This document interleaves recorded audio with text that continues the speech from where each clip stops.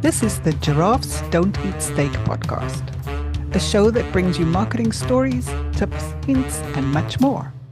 A treat for those who want to succeed in business or marketers who just want to learn. Hello, Alec. Hello, how are you doing? I'm good. How you doing? Good, thank you. Woke up to a nice surprise of lots of bird poop in the house. Bird poop? How does that happen? Well, we feed the birds on the balcony, but we take it out at night because in the morning they come and then they start eating, and we leave all of the doors open so that the air can come through at night.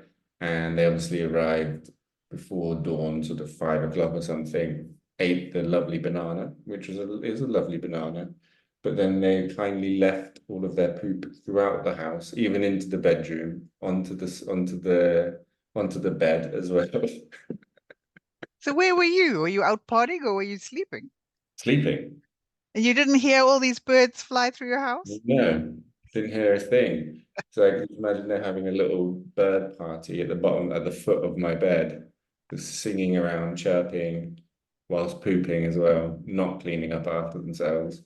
And the poop is very banana-esque. It's very yellowy, sticky, smelly of banana.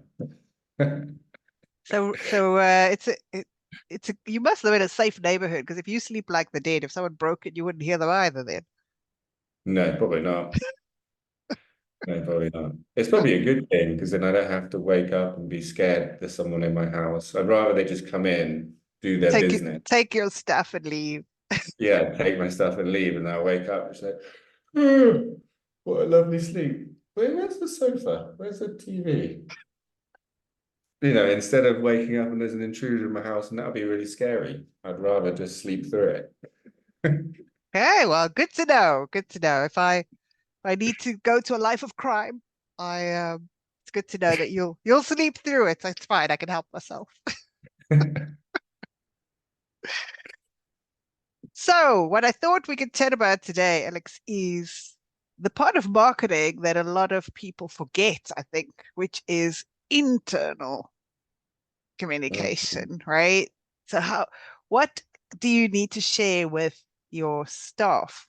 And the example that I've got is, for example, if you're doing a newsletter to customers, in my head, it should go to especially your customer facing staff first, so Right. that if they're talking to someone and they go, "Oh, I saw this awesome thing you did in your newsletter," they know about it and aren't taken by surprise. But it's interesting. It seems like not everyone feels that that's important. What's your I view? mean, I mean, that makes a lot of sense to me. Just trying to think of an example, but if you're sending something out to clients and then those clients are speaking to other people in your business and those people in your business have no idea what you sent to them, and if the customer starts talking about that, they're going to be caught surprised, unaware, and not know about this piece of communication they've had and will not have the right tools, i.e. the understanding of what the message was in order to respond properly. And maybe the customer was unhappy with something, maybe the customer was happy with something and they want further details. And if your staff are just completely stuck in the mud, like, what? It doesn't look good. It Yeah. doesn't look good at all. And worst case scenario, I've had is where the client actually then thought it was spam or a hacker or it was something else. If the I person was they're like, talking what? to in your in your Yeah, company doesn't know about it, then maybe it was. that's true. I didn't think about that. That's actually a very legit reason. Yeah. So then But this it's the same as sales, though. Like if you're doing a marketing campaign, your sales team needs to know what your marketing campaign is. There's no exactly difference. the same. Yeah. And this is softer stuff. Like you may just be sharing articles or news stories or like not salesy messages, but Yeah. even that, your team needs to know that this is the topic, cyber, if you're sharing cyber stuff, tell people. Yeah. So then we get down to how. How? That's the How? big. So, emails are so overdone. I think I have shared this a few times that I've got a lot in the thousands of unread emails in myself, which I need to solve. But I think we're all inundated with emails. So I know that's an easy way that people share. But if you're sending a weekly newsletter and you're forwarding this to your staff weekly, guess what? They're going to stop looking at it and stop reading it, Yeah, right? exactly. What else have you used to communicate internally? Well, I've used on a few occasions an intranet, Okay. and it can kind of look a bit different depending on what it is and what system you have. But often it can be quite a good way to send notifications, pop-ups, especially depends on the type of business. Because I know that we worked in a business once where when you log onto your web page, it's the page that loads. So Yeah, you're the already, first one. yeah, you're already there on the internet, and it pops up with a like a pop-up window on the home page of that if there's something that you want to update with the person.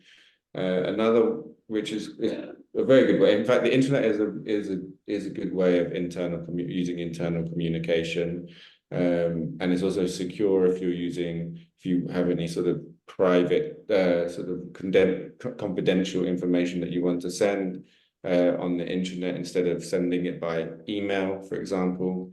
But we also use internal communication tools like Slack is also a great one, Okay. uh, because you have like a company-wide group in one of the channels, and other people use other tools. So those two, in my experience, have worked really well for internal communications.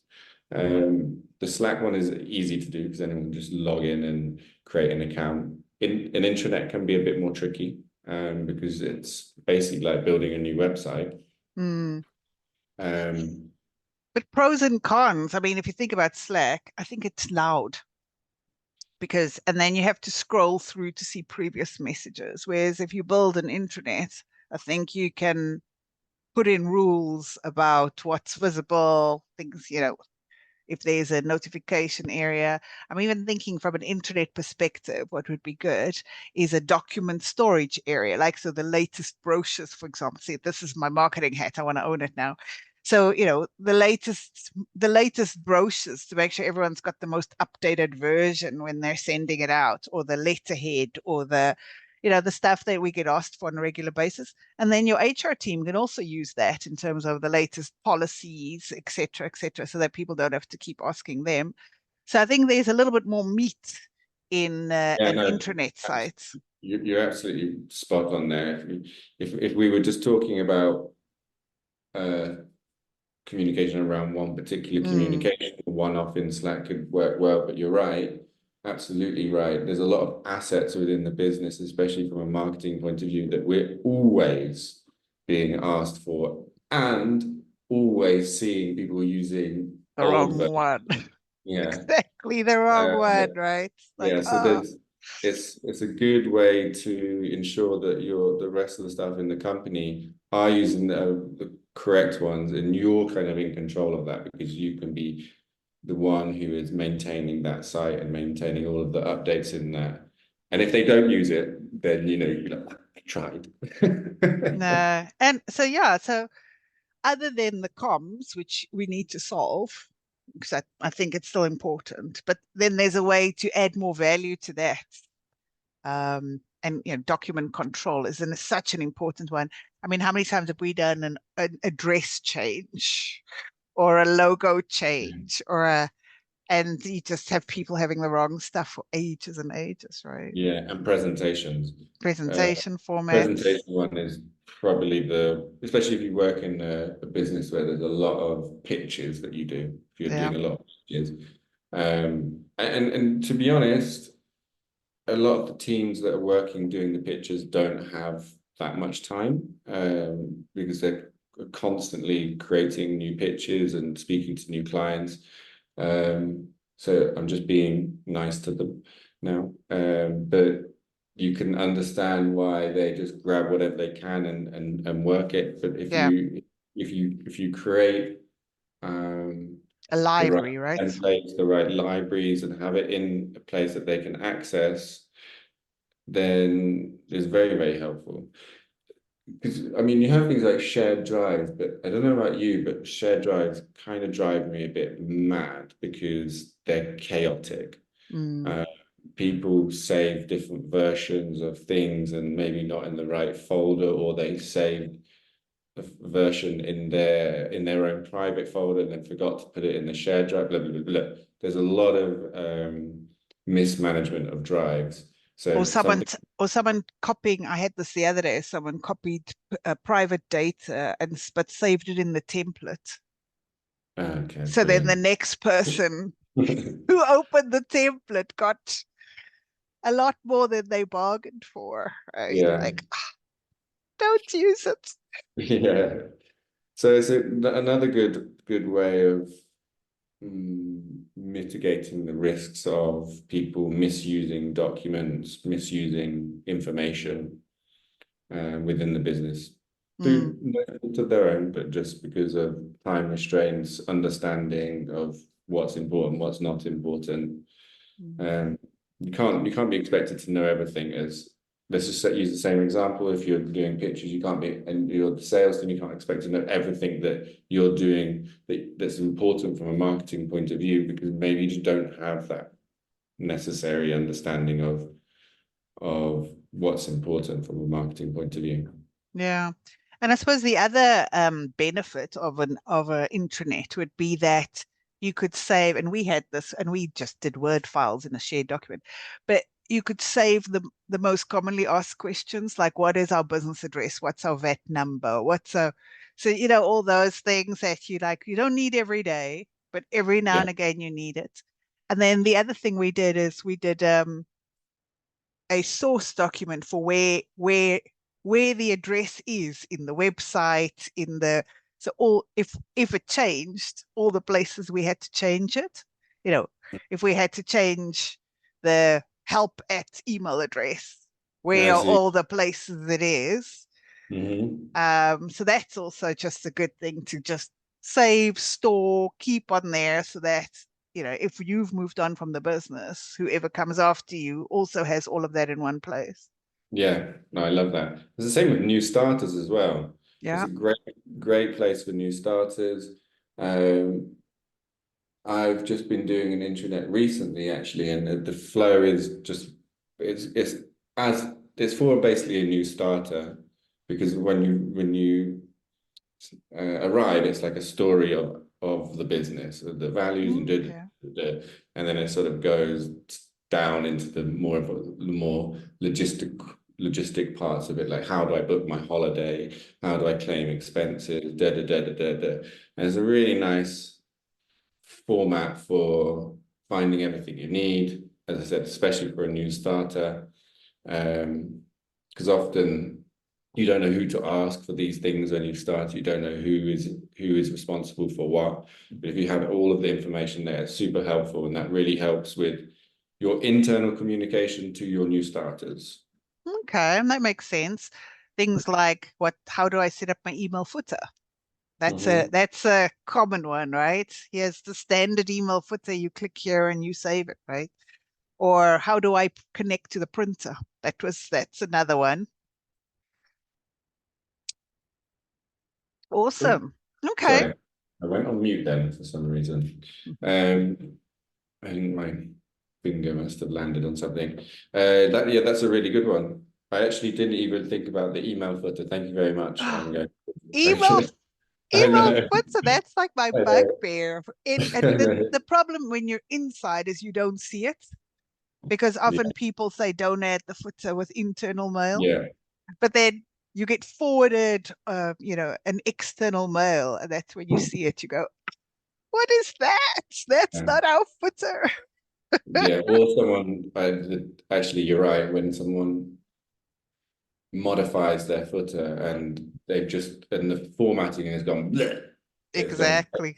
chaotic. Like the design part of me inside just always just thinks, how did you do that? And when you did it, did you not look at it and go, that looks a little bit different, but it's not quite right? I'm probably the person who did that. I wasn't going to say that. I wasn't going to say It was me. that. Well, I'm getting better. I'm getting better. I mean, the one that I've done is I've changed when you, for example, forward me your footer to adapt, and then I change the email address, but I don't change the link. So even though the email address says Erica at, when you click it, it still goes to Alex. But I'm getting better. Yeah. I'm getting better. So quite funny, actually. Okay. So, well, we've got a lot of advantages. We started off with how to communicate, or should you communicate to front-facing staff before you communicate to your clients? And we've both agreed definitely yes. We then moved on to how. I mean, the stock standard email, but there are better options, a Slack channel if it's just once off, or even better, think about building an intranet. The more staff you have, the better you can control the communication. Yeah. It's more upfront work, but it's worth it. Absolutely. Yeah, absolutely. Well, great chatting to you as always, Alex. Likewise. See you again. See you next time. Bye. Bye-bye. That wraps up this episode of Giraffes Don't Eat Steak. Thanks for joining us. I hope you found value in our discussion and got some new ideas to apply to your own business. Tune in next week for another round of marketing insights and inspiration. If you enjoyed this episode, please leave us a review and subscribe on Apple Podcasts, Spotify, or wherever you listen to podcasts. We appreciate you listening. Catch you next time on Giraffes Don't Eat Steak.